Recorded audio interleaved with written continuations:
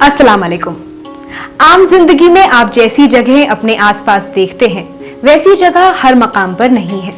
कुदरत ने दुनिया में कुछ ऐसे मकामात भी बनाए हैं जहां पहुंचकर इंसान अपनी सारी फिक्र और गम भूल जाता है।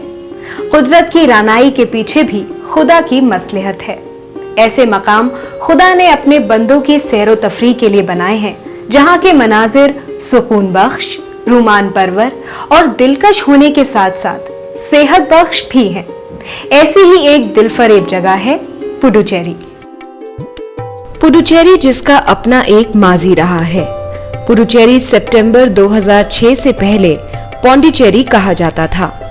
पुडुचेरी हिंदुस्तान के मरकज के तहत एक रियासत है जो तकरीबन 300 सालों तक यानी 1675 से 1954 के बीच फ्रांसीसियों के कब्जे में थी। इसलिए आज भी फ्रांस की तहजीब और तमद्दन का असर यहाँ के आर्ट, रस्म रिवाज और रहन सहन पर देखा जा सकता है।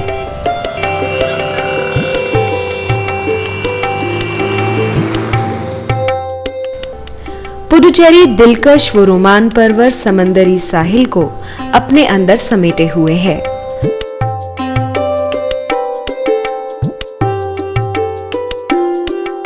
यूं तो यहाँ कई जुबानें बोली जाती हैं, लेकिन यहाँ तमिल, फ्रेंच, तेलुगु और मलयालम अवामी जुबान है। जी हाँ, फ्रेंच आज भी यहाँ की अवाम की जुबान पर है। यहाँ का नजदीकी हवाई अड्डा चेन्नई है।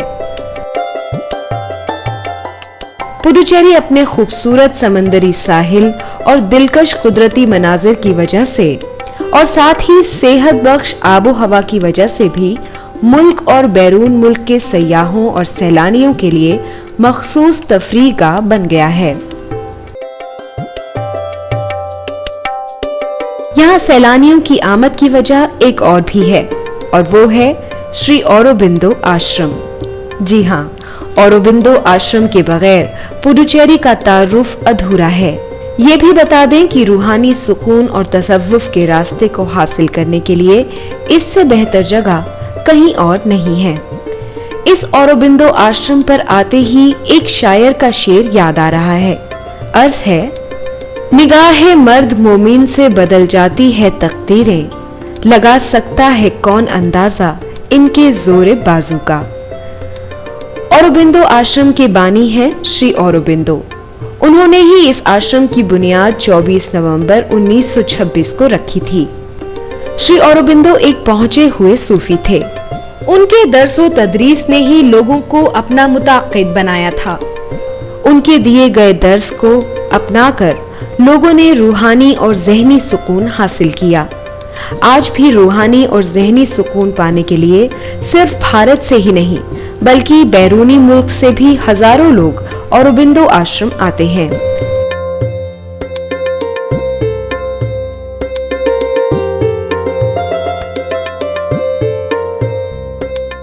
इस आश्रम में योगा का खास मकाम है।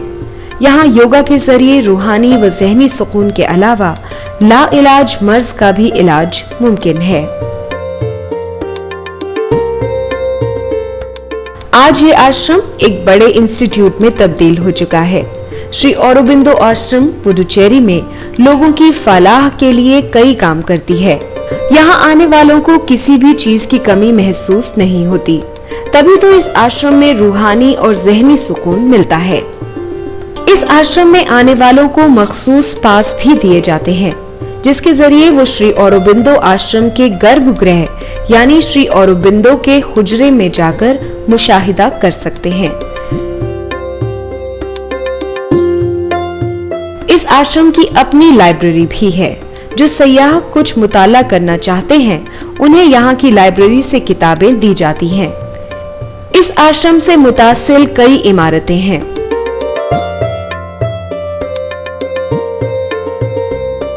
जब आप श्री औरोबिंदो आश्रम से निकलकर पुडुचेरी शहर के बीचों बीच आते हैं तो आपको नजर आता है एक खूबसूरत मीनार यानी मॉन्यूमेंट जो सफेद रोशनी में जगमगाता हुआ बेहद दिलकश लगता है। यह है पाक मॉन्यूमेंट यानी कि आई मंडपम, जिसे पुडुचेरी का सबसे खूबसूरत पब्लिक प्लेस कहा जाता है।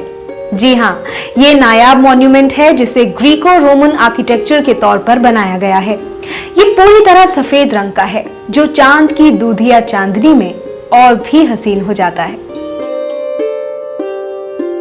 पाक मॉन्यूमेंट यानी कि आई मंडपम को फ्रांस के राजा नेपोलियन III के वक्त में बनाया गया था। ये जितना हसीन है, इसकी तारीख भी उतनी ही दिलचस्प है। इसे बनाए जाने के पीछे एक हैरत अंगेज और दिलचस्प कहानी है।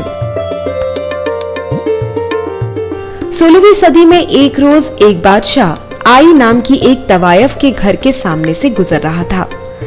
तवायफ का खूबसूरत घर और उसके सामने जल रही मोमबत्तियां इतना दिलफरेब मंजर पेश कर रहे थे कि जिसे देखकर बादशाह को लगा कि ये कोई मुकद्दस जगह है। उसने जब अपने मुसाहिबों से उसका जिक्र किया तो उसे पता चला कि ये कोई मुकद्दस जगह नहीं बल्कि आई नाम की किसी तवायफ का घर है। तो उस बादशाह को अपने अंदाजे पर बेहद अफसोस हुआ। वो अपने मुसाहिबों के बीच शर्मिंदगी महसूस करने लगा कि मेरा अंदाजा इतना गलत कैसे हो गया।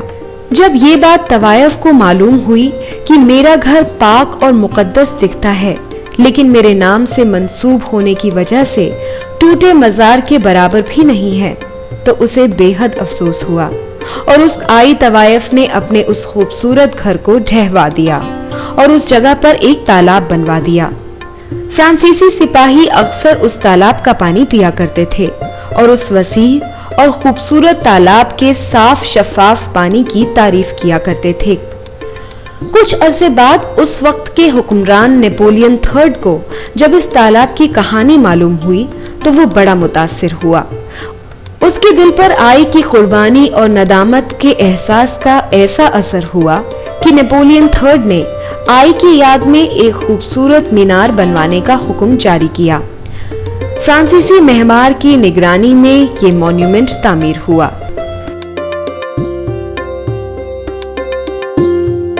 पुडुचेरी शहर के बीचों बीच यानी शहर के दिल में हरा भरा और खूबसूरत गवर्नमेंट पार्क है और इसी पार्क के बीचों बीच है आई मंडपम जो फक्र से खड़ा है और किसी भी इंसान में आने वाली तब्दील का मुजाहिरा कर रहा है। आई मंडपम का दूधिया मॉन्यूमेंट पुडुचेरी की शान है। ये राजमहल के सामने है जो लेफ्टिनेंट गवर्नर की रिहाइशगाह है।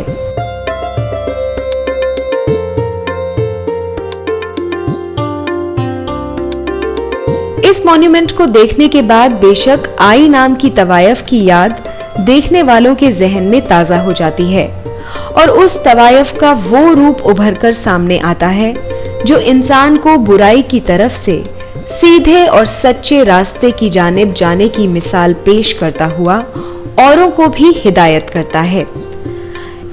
और आज आई मंडपम पुडुचेरी की शान बना हुआ है। आप पुडुचेरी आएं और यहाँ के समुद्री साहिलों का लुत्फ ना उठाएं तो समझिए कि आप जन्नत के एक हिस्से को देखने से महरूम रह गए। जी हाँ, पुडुचेरी का समुद्री साहिल ऐसा ही मंजर पेश करता है। समुंदर का साफ सुथरा साहिल पुडुचेरी की तहजीब की अक्कासी करता है। जी हाँ, समुद्री साहिल का शहर से गहरा ताल्लुक है। समझिए अगर शहर को दिमाग तो साहिल दिल है।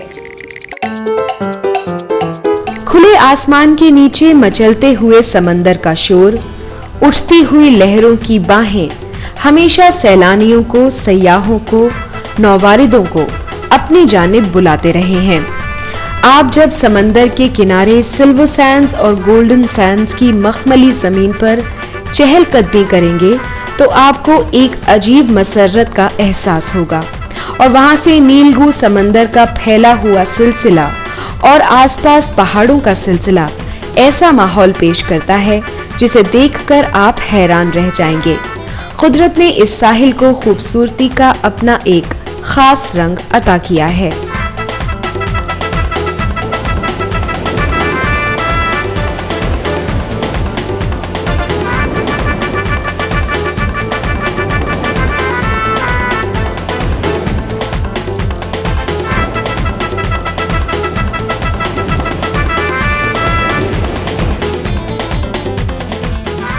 समंदरी साहिल पर चलने वाली ठंडी हवा जब आपके बालों और जिस्म को सहलाती है तो जिंदगी भर की थकान उतर जाती है। जो सैलानी एक बार इधर का नजारा कर लेता है तो वो फिर कई बार इधर आता है और इस जन्नत निशान का लुत्फ उठाता है। तो आइए आपको ले चलते हैं एक ऐसे ही खूबसूरत साहिल पर जिसे पैराडाइज बीच कहते हैं।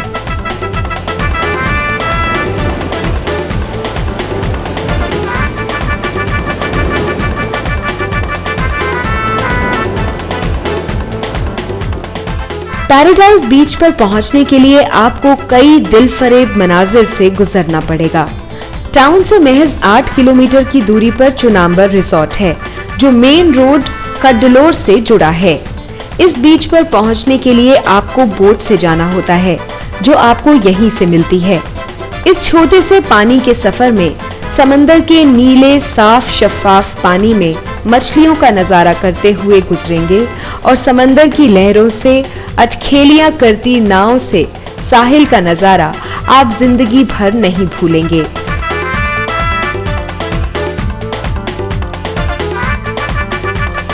जब भी सयाह पैराडाइज बीच के पास आते हैं तो उनकी तमाम थकान खत्म हो जाती है। ऐसा लगता है मानो रूह को सुकून मिल गया हो। कुदरत ने यूं तो दुनिया में बहुत से बेहतरीन नजारे बनाए हैं, लेकिन पैराडाइज बीच कुदरत का एक अनोखा नायाब तोहफा है। जन्नत का सा मुकद्दस एहसास देने वाला ये बीच पुडुचेरी की शान है।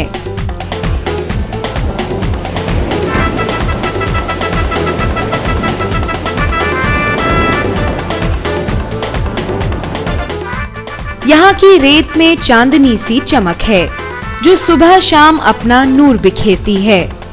छुट्टियां बिताने के लिए ये एक बेहतर जगह है। खामोश पानी में लहरों की हलचल हर एक का दिल जीत लेती है। ये साहिल दुनिया के सबसे बेहतर साहिलों में से एक है। यहाँ वाटर स्पोर्ट से जुड़े खेल आपको बार बार यहाँ आने की दावत देते हैं। पैराडाइज बीच को चांदनी रात में देखना एक ऐसा एहसास है जिसे कोई भी भूल नहीं सकता। सो किसी ने ठीक ही कहा है, हर पल मचलती खिलखिलाती हैं ये लहरें, गमे दिल को मरहम लगाती हैं ये लहरें।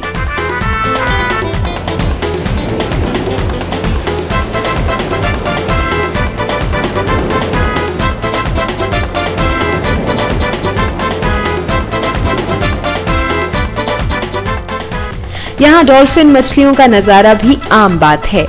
डॉल्फिन मछलियों का ये दिलफरेब मंजर आपकी तफरीह को दुबाला करता है।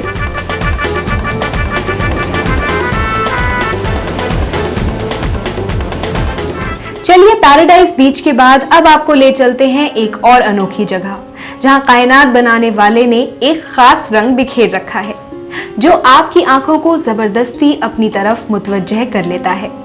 अगर आपने इस दिलकश साहिल को नहीं देखा तो क्या देखा, जिसका नजारा करने के बाद कुदरत को दाद देने को मजबूर हो जाएंगे आप। जी हाँ, इस अनोखे साहिल का नाम है सेरेनिटी बीच। सेरेनिटी बीच की खूबसूरती अपने आप में एक मकाम रखती है। यहाँ पहुंचकर आप अपने में कुछ तब्दीली महसूस करेंगे क्योंकि यहाँ की खामोशी आपको एक राहत बख्शी है। यहाँ की फरहत बख्श हवाएं सैलानियों को मदहोश कर देती हैं। इसकी खूबसूरती इसके नाम को अहाता करती है। मखमली रेत पर जब सुनहरी धूप उतरती है तो आप उस धूप में बैठकर गालिब का ये शेर कह सकते हैं, दिल ढूंढता है फिर वही फुर्सत के रात दिन, बैठे रहे तसव्वुरे जाना किए हुए।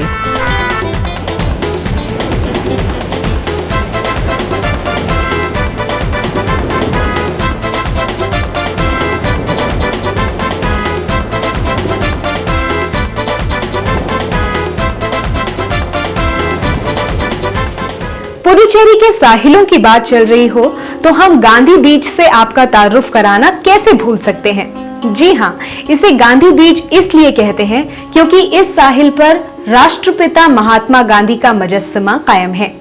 यहाँ सैलानियों की भीड़ लगी रहती है।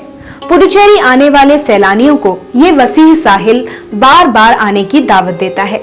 यहाँ आए सैलानी सुकून और सेहत हासिल करके मीठी मीठी यादों के साथ रुखसत होते हैं।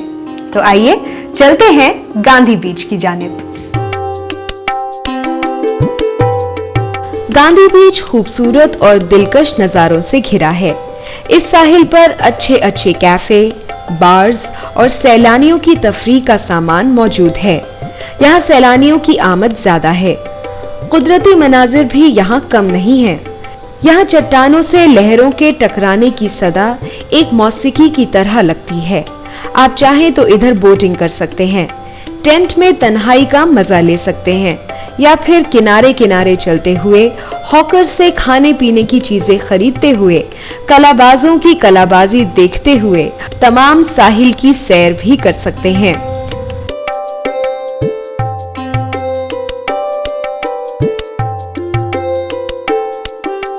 साहिल और शहर के बीच आज भी जहां फ्रेंच तहजीब मौजूद है, वो अपनी पुरानी यादें दोहरा रही है। यहाँ की साफ सुथरी सड़कें, साफ सुथरा शहर यहाँ की तहजीब की पहचान है।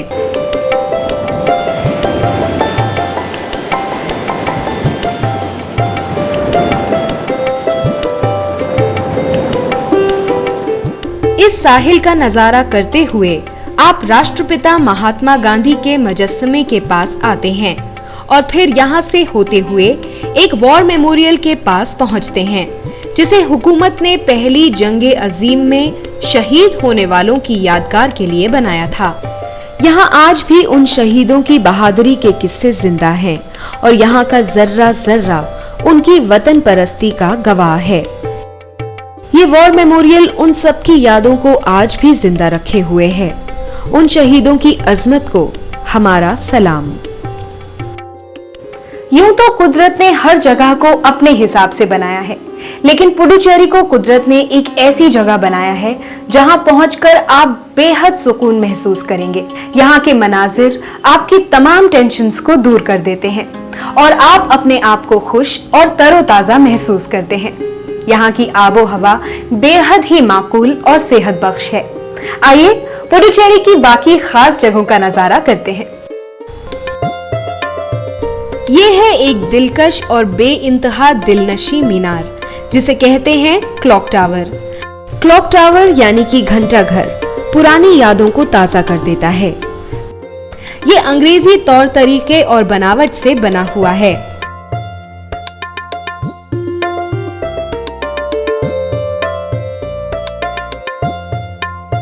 पुडुचेरी हमेशा से दुनिया को नया रास्ता दिखाता रहा है। ऐसा ही एक रास्ता जाता है ओरोविल सिटी की जानिब।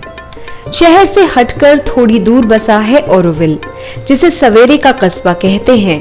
एक तजुर्बा करने के काबिल कस्बा है। ये पुडुचेरी से तकरीबन 12 किलोमीटर शिमाल में वाक़ है। यहाँ ईस्ट रोड के जरिए आसानी से पहुंचा जा सकता है, जो चेन्नई और पुडुचेरी से लगा हुआ है। इसकी बुनियाद सन 1968 में तमिलनाडु रियासत के नजदीक विलुपुरम जिले में रखी गई।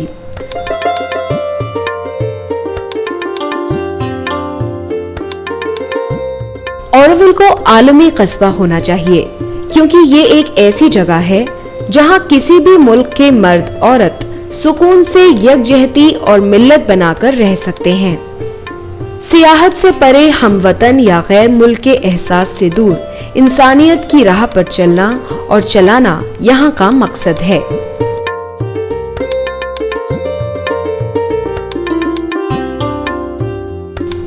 इंसानियत का पैगाम देने वाली इस जगह की बानी थी मीरा अल्फासा। तो आइए ओरोविल और उसकी बानी मीरा अल्फासा के बारे में कुछ और जानें। ओरोविल की बुनियाद मीरा अल्फासा ने सन 1968 में रखी थी। अल्फासा को लोग मदर के नाम से भी जानते हैं। वो श्री औरोबिंदो की तकलीदी यानी फॉलोअर थी। उनका इंसान के पुनर्जन्म में यकीन था। उनका मानना था कि विलुपुरम का इंसानियत का संदेश एक दिन दुनिया के कोने कोने में पहुंचेगा। यूनेस्को ने भी इसकी तायीद की है। इसके इफ्तिताह के मौके पर तकरीबन 124 मुल्कों के नुमाइंदों ने हाजिरी दी थी। बातारीख 28 फरवरी 1968।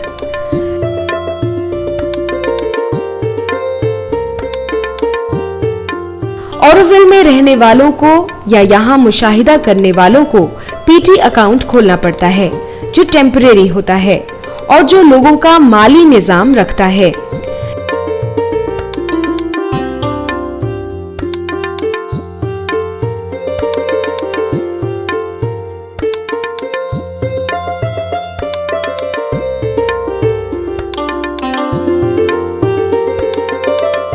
तो हाजरीन, पुडुचेरी के बारे में इतना कुछ जानने के बाद अब चलते हैं अरिक्कनमेडु के जानिब, जो कि आज खंडहर में तब्दील हो चुका है। आज अरिक्कनमेडु खंडहर और वीरान जरूर है, लेकिन किसी जमाने में ये पुडुचेरी का तिजारत का सबसे बड़ा मरकज था। तो आइए उस वीरान हाल तिजारती मरकज को तफसील से जान ले और पहचान ले, जहां कभी तारीख जिंदा थी और जो आज भी बीते वक्त की याद दिलाती है। अयनकुप्पम मछुआरों का बहुत पुराना गांव था, जो समंदरी साहिल से ताल्लुक रखता है।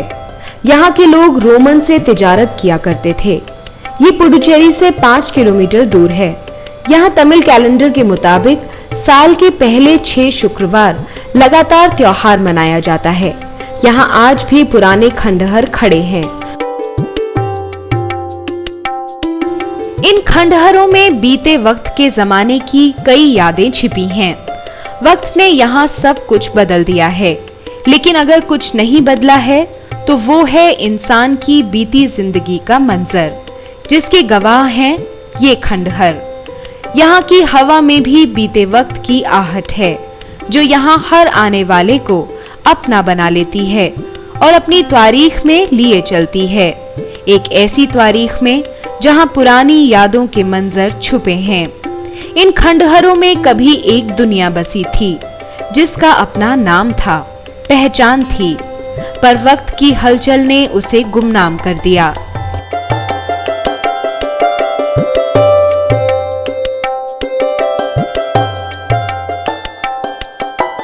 लेकिन यहाँ की खास बात यह है कि यहाँ की खामोशी लोगों को कैनवस में यहाँ के रंग उतारने को मजबूर कर देती है। लोग यहाँ आके पेंटिंग्स बनाते हैं और बीते दौर में खो जाते हैं। यहाँ खंडहरों की पेंटिंग बनाने के लिए लोगों का हुजूम सा लगा रहता है और ये पेंटिंग्स ऐसी लगती हैं मानो कुछ बयान कर रही हों। और कुछ सयाह तो सिर्फ इन खंडहरों की पेंटिंग बनाने के लिए ही यहाँ आते हैं।